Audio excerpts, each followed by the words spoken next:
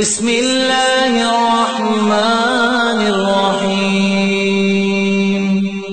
الرحمن علم القرآن خلق الإنسان علمه البيان.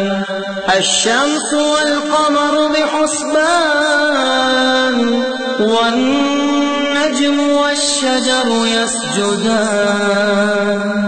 والسماء رفعها ووضع الميزان ألا تطغوا في الميزان وأقيموا الوزن بالقسط ولا تخسروا الميزان. والأرض وضعها للأنام فيها فاكهة والنخل ذات الأكمام والحب ذو العصف والريحان. فبأي آلاء ربكما تكذبان. خلق الإنسان من صلصال كالفخار وخلق الجان من مارج من نار. فبأي آلاء ربكما تكذبان. رب المشرقين ورب المغربين. فبأي آلاء ربكما تكذبان. مرج البحرين يلتقيان بينهما برزخ لا يبغيان. فبأي آلاء ربكما تكذبان. يخرج منهما اللؤلؤ والمرجان. فبأي آلاء ربكما تكذبان. وله الجوار المنشآت في البحر كالأعلام. فبأي آلاء ربكما تكذبان.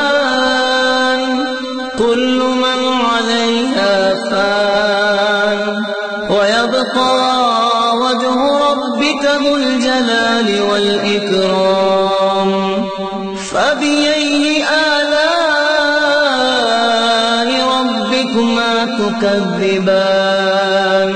يسأله من في السماوات والأرض كل يوم هو في شأن. فبأي آلاء ربكما تكذبان.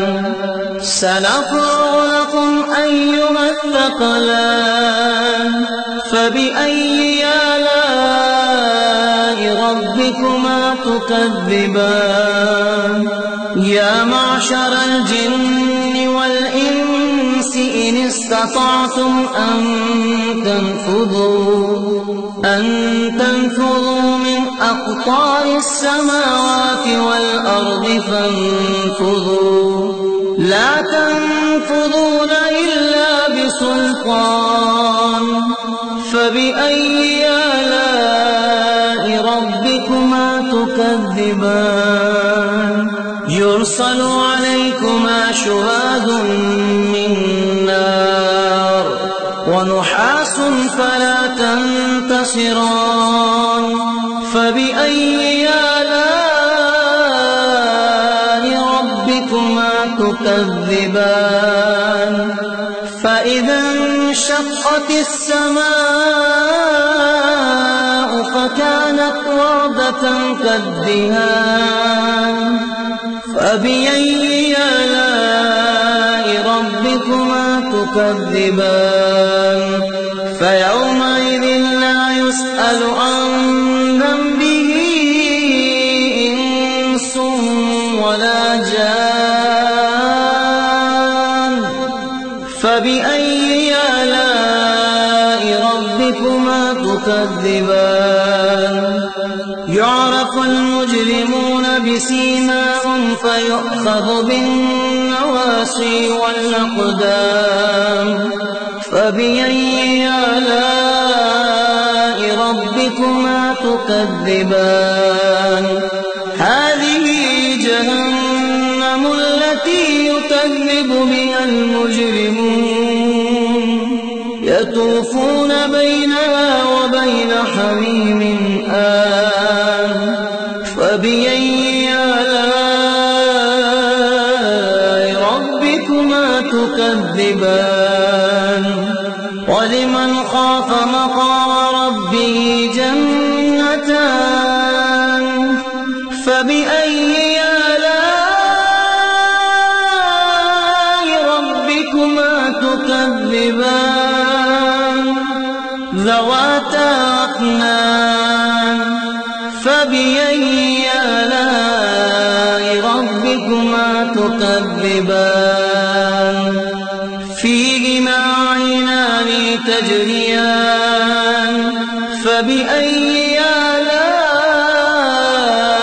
ربكما تكذبان فيهما من كل فاكهة زوجان فبأي آلاء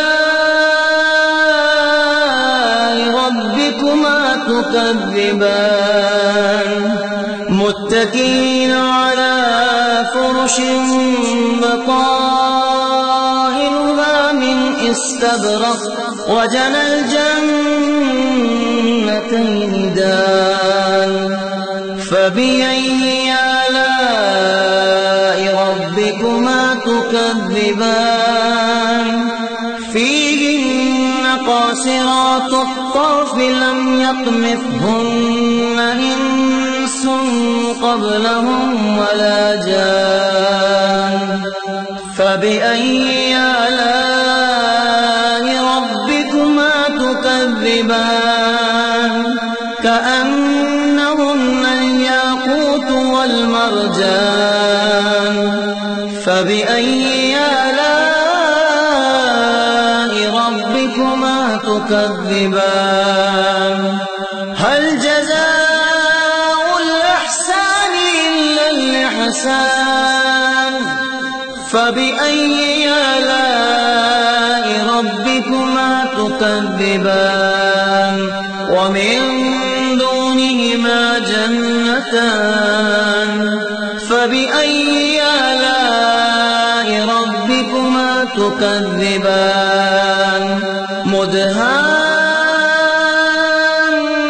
مدهامتان فبأي آلاء ربكما تكذبان فيهما عينان نضاختان فبأي آلاء